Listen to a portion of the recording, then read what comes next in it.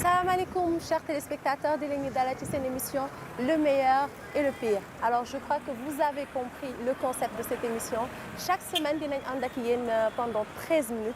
toppal leen ñeenti oto ànd ak suñu agent ak suñu caméra cachée jéem a xool naka la ñuy dawalee ci kaw tali bi ndax ni ngay dawalee jaar na yoon topp nga code de la route mais aussi ak suñu agent dinañ jéem a xool ndax chauffeur yi ñu ngi ànd ak seen papier yu mot alors dama leen ñu bàyyi ngeen seetaan suñu poursuite bi te ñu dellu si waat.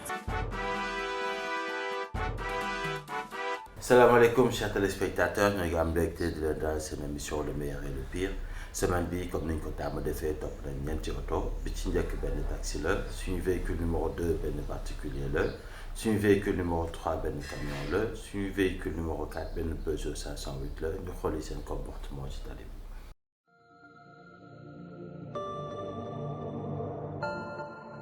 donc suñu véhicule numéro 1 moom moo nekk nii moom mooy taxi bi ñoo ngi ci corniche bi. bon ñoo ngi topp su taxi bi nekk suñu kanam seetlu nañ ni dafa rabattre sur le côté droit sans pour autant signaler ba tuuti mu dal ci kaw scooter bi donc genre yu mel noonu mooy indi ay accident souvent nga nekk ci voie de gauche jékki-jékki avancer tout rek nga jékki-jékki rabattre sur le côté droit donc bi mu ko defee dem na tuuti mu dal gis nga actuellement tuuti mu dal ci scooter bi la fallu ko borom scooter bi sax kaas jot ak moom léegi ñu topp ko xool moom tamit ban comportement lay am ci kaw tali bi. donc moom amagum na benn infraction changement de direction non signalé ñu xooli suñu conducteur numéro 2 moom mooy Hyundai bi bu grise bi ngeen jàkkaarloo la. ok donc ñoo ngi topp véhicule sans plaque bi nekk suñu kanam ñu xool ban comportement lay am moom tamit ci tali bi mais boo xoolee ci ginnaaw actuellement les feux de stop di nga xam ni feu di nga seetlu ni feu de stop côté gauche bi tàkkul donc gis ngeen actuellement feu arrière côté droit bi mooy tàkk feu de stop bi. donc voilà moom amagum na benn infraction feu arrière côté gauche bi tàkkul ñu xool suñu conducteur numéro 3 mooy camion bi. deuxième chose xool leen ñaari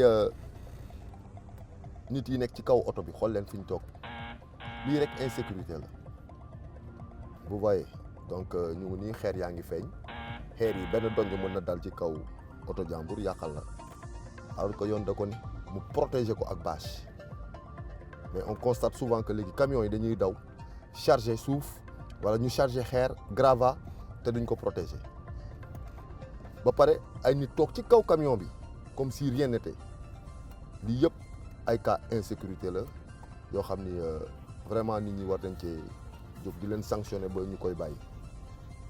donc moom déjà 2 infractions. ñu xooli suñu conducteur numéro 4. bon ñoo ngi topp 508 bi mu génnee ci corniche bi jël rue 6 bi mais seetlu nañ chauffeur bi mu ngi yor téléphone di dawal donc ñu topp ko xool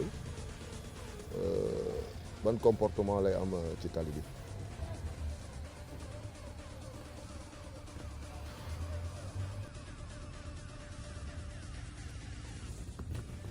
bon actuellement jàdd na à gauche signalé na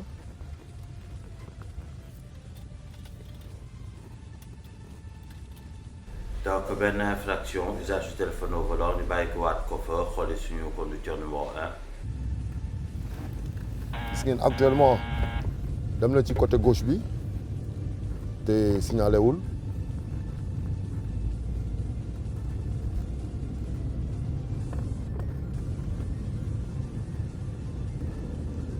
mooy à chaque fois li ñuy wax ci émission yi passé rek nit ñi dañuy sàggane signalé te code de la route lépp communication la donc boo bëggee def dara ki ne sa ginnaaw war naa mën a xam ne lii nga bëgg a def mais souvent da nga gis oto bu fenn taxawee rek surtout oto yëpp la nag bu ñu jëlee benn fil mu dematul rek muy ralentir rek du ñu signaler dañuy rabattre automatiquement côté droit sans pour autant ñu signaler bu doon amuloon njëriñ kon du nekk ci dispositif oto bi gis ngeen actuellement gis ngeen li muy defaat vous voyez dem na ci beneen côté bi sans pour autant mu signaler waat donc c'est la même chose donc lu am importance la mais chauffeurs yi dañ koy sàggane.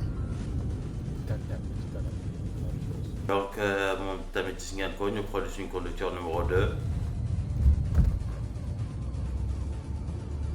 gis ngeen oto bu ñuul bi li ñuy wax ci signalé gis ngeen changé na voie léegi même le véhicule qu'on est en train de suivre boo leen ko seetloo oto bi ñuy topp changé na voie aussi mais signalé wul.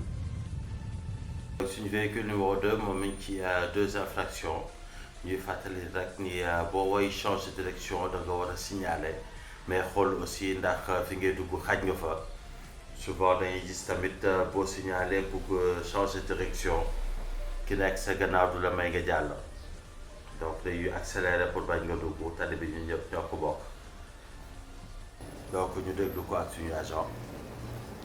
Ça va monsieur? Vous allez bien? Je peux voir les pièces afférentes à la conduite ma xool kayitu oto bi.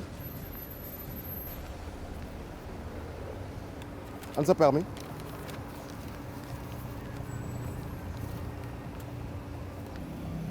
Déclaration bi jeex na.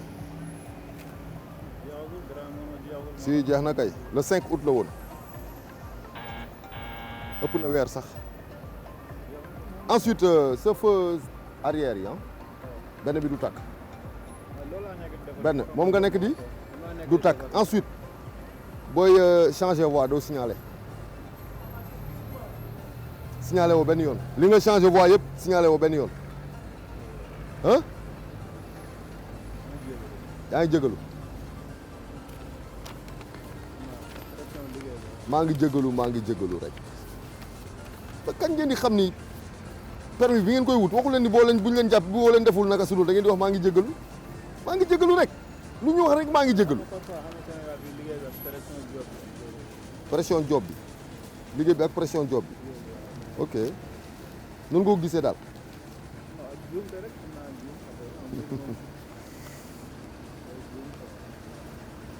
bon boole nga ñaari infraction yow sa déclaration bi jeex na dañ lay defal fiche d'immobilisation après nga ñëw commissariat central.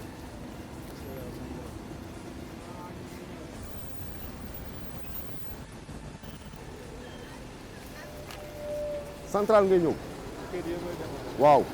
voilà moom verbalisé nañ ko pour ay infraction am ñu xool yi suñu conducteur numéro 3 mooy camion bi fàttali ni ñoo ngi ci rond-point côté école police bi moom ñaari infraction lañ constaté gum mooy xeer yi protégé wu ko bâche ko donte ñoo ngi seen bâche bi ci kaw waaye bâche wu ko ak ñu toog ci kaw xeer yi mooy insécurité routière donc ñu déglu ko ak suñu agent.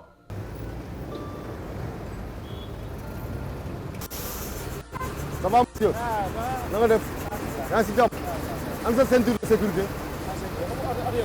amoo ceinture mo oto yi amuñu ceinture moo xool sa permis moo xool sa permis yoroo permis bi moo xool sa carte grise yoroo benn këyit licence rek nga yor fii am na assurance bi moo xool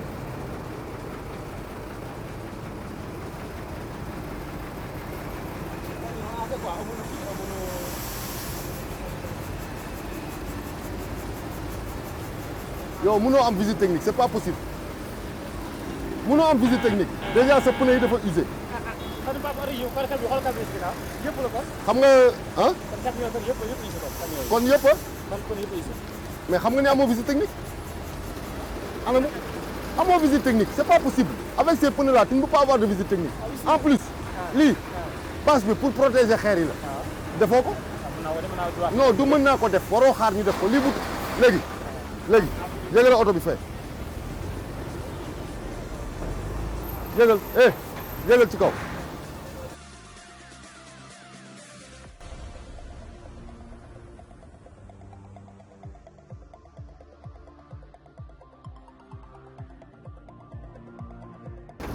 fayal une can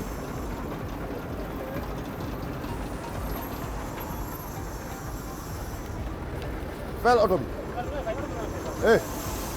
fayal voilà kontakal ma xool taalal carte grise bi nga téye sa loxo jox ma ko carte grise bi nga téye sa loxo ma xool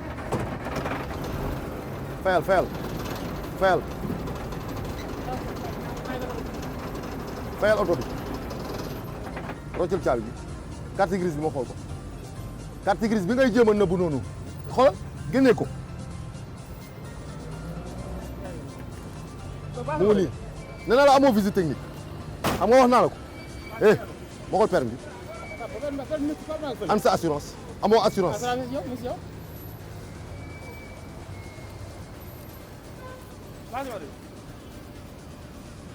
lii da nga ko waroon def depuis defoo ko xeer bi nga langal ko et puis ces gens là li ñuy def ci kaw lan la surnombre la. ñoom ñoo koy sànni mais est-ce que war nañ toog fii.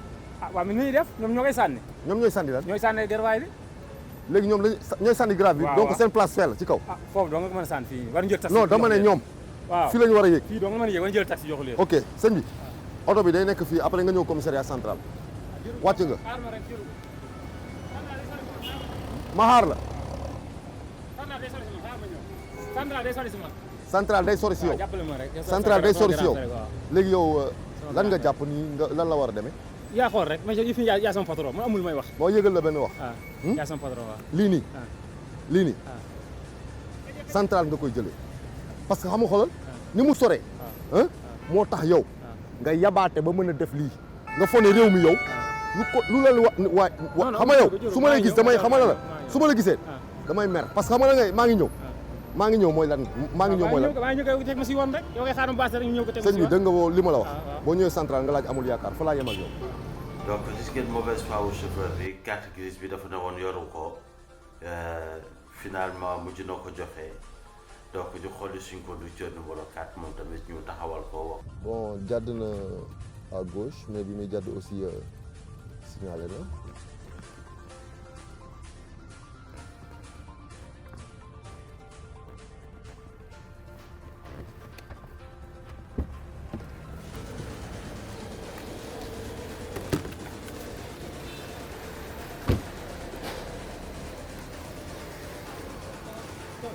Ça va, monsieur?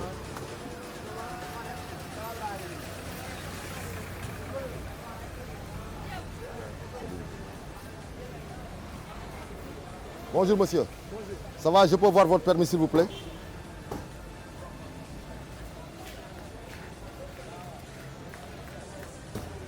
La carte grise. Monsieur, tout à l'heure, vous utilisez votre téléphone là.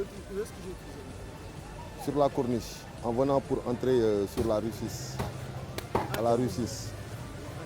Quand vous sortez de la corniche, pour prendre à gauche, vous aviez le téléphone. Quand je sortais sur la corniche. Oui, pour prendre la rue 6. Moi j'ai pris comme ça. Oui, vous venez de là-bas? Ouais, mais non, vous étiez sur la corniche? Oui, j'étais sur la corniche. Vous êtes venu au niveau du monument? Ouais. Oui. Vous avez pris à gauche? Oui. Vous aviez votre téléphone? Comment j'ai vu? Si. J'ai mon téléphone. Où est votre téléphone? Où est votre téléphone? Allumez le téléphone. Non, je suis en train de parler comme ça tout. Voilà. Vous aviez votre téléphone. J'ai vu votre téléphone. Ah, mais non, j'ai vu, vous aviez le téléphone entre vos mains. J'ai vu. C'est quelque chose que j'ai vu et je vous ai suivi. Non, monsieur, Ouais. je suis vraiment désolé. Je n'ai pas eu de téléphone. Le téléphone, j'ai les écouteurs. Les écouteurs sont là. Dans Mais mes vous oreilles. aviez le téléphone sur la main. Mais comment je peux avoir les écouteurs avant le téléphone sur la main? Vous l'avez actuellement comme ça? Non, parce que, monsieur, il faudrait qu'on ait une très bonne foi. Le téléphone est juste devant moi. Là, j'ai les écouteurs. Quand je l'ai appelé, les écouteurs étaient là. Il y a des gens qui sont là. Monsieur. Il y a des gens qui sont là, monsieur. Monsieur, vous n'usiez pas de votre téléphone. Non, mais mon téléphone, j'ai les écouteurs sur moi. Vous avez les écouteurs. J'ai les écouteurs. Comment Mais je vous, peux avoir vous les êtes en train d'utiliser votre téléphone. Ah, mais non, j'ai les écouteurs. Évidemment, Oui. j'ai les écouteurs. Vous avez des écouteurs. Oui. Mais vous êtes en train d'utiliser votre téléphone. Ouais, mais je suis en train de conduire. L'infraction, c'est quoi? Avoir le téléphone à l'oreille. L'usage du téléphone au volant. L'usage. Et qui dit usage, c'est quoi? Monsieur, Parlons peu et bien. Usage, c'est quoi? monsieur. Oui. Monsieur. Vous êtes au téléphone. Ouais, mais- Actuellement, là où je... Non, vous êtes en train de dire deux choses qui diffèrent. Vous avez dit en premier lieu que j'avais le téléphone devant moi.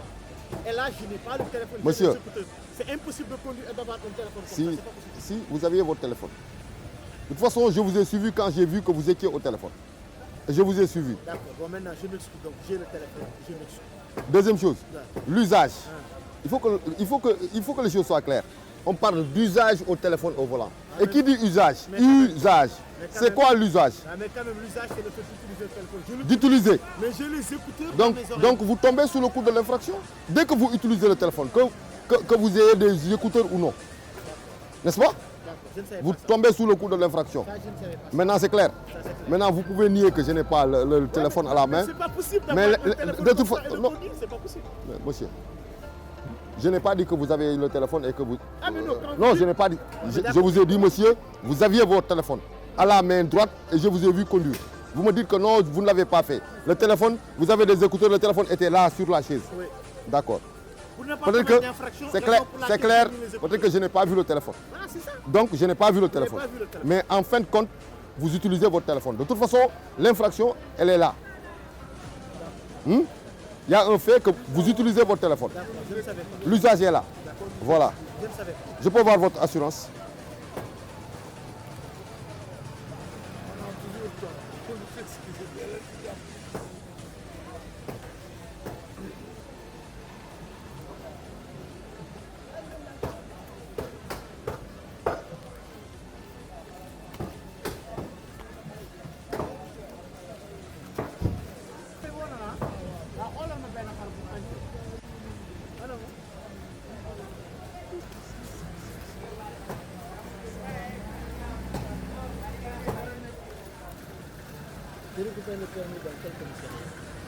La compagnie de circulation du commissariat central. Je m'appelle Amoulia Kardiouf. C'est bon? Monsieur, c'est bon?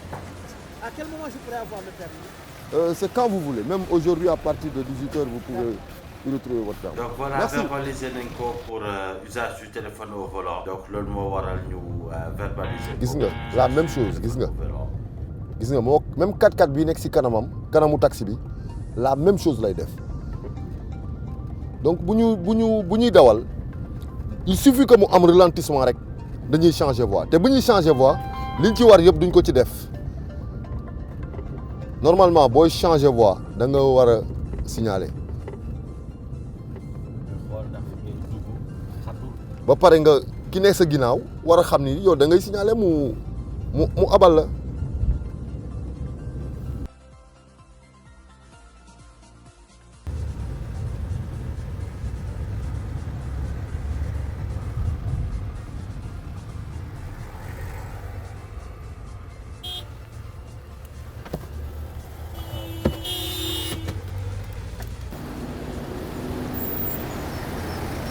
Bonjour monsieur. Ça va na nga def sëñ bi yaa ngi ci jàmm sànq seetluwoo ay scooter ñu doon dóor sa oto bi waaw lan moo taxoon ñu dóor sa oto bi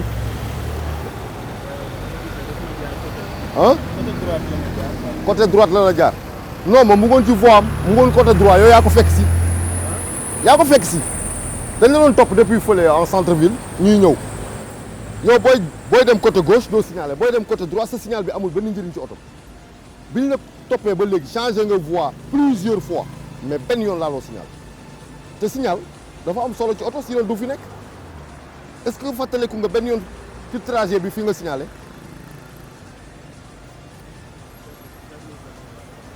voilà moo xool sa permis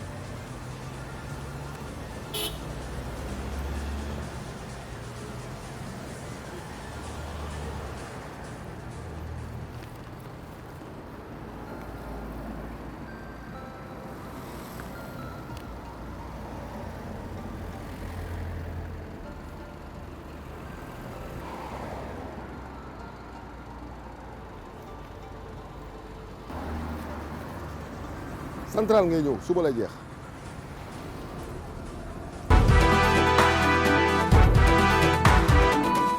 donc li leen indiloon chers téléspectateurs semaine bi tamit amuñu meilleur li ñu am mooy le meilleur des pires mooy suñu voiture numéro 4 Peugeot 508 bi ak benn infraction usage du téléphone au volant suñu pire conducteur de la semaine nag mooy chauffeur du camion bi véhicule numéro 2 xam ni présenté wul bëggul woon présenté carte grise am amul ceinture insécurité routière ba pare bëgg jéem a corrompre agent bi moom mooy suñu biir conducteur de la semaine ñu leen di jaajëfal di leen jox rendez-vous semaine prochaine pour un autre numéro. donc li leen indiloon chers téléspectateurs semaine bi tamit amuñu meilleur li ñu am mooy le meilleur des pires mooy suñu voiture numéro 4 Peugeot 508 bi ak benn infraction usage du téléphone au volant suñu pire conducteur de la semaine nag mooy chauffeur du camion bi véhicule numéro 2 xam ni présenté wul woon bëggul woon présenté carte grisam amul ceinture insécurité routière ba pare bëgg jéem a corrompre agent bi moom mooy suñu biir conducteur de la semaine ñu leen di jaajëfal di leen jox rendez-vous semaine prochaine pour un autre numéro. Je vous le disais, chers téléspectateurs, émission bi amul benn objectif lu dul participer ci suñu développement réew alors moo tax ñu andi leen seen rubrique pourquoi. suñu pourquoi semaine bi benn téléspectateur moo ñu yónnee image yi lu mu seetlu ci tali bi la naxarlu ko yónnee ñu ko ñu partagé ko ak yéen ñu gis ni actu maatay la ñu gis ni incivisme la ci tali bi moo tax ñu boole ñu bu ko bokk ak yéen. donc dañu gis ne il est 21h moins ñëw si benn tali si biir xar yàlla tali bi dañ ko pavé donc tali bi mooy génne boo génnee si station Shell bi jàdd pour génne ji donc xar yàlla.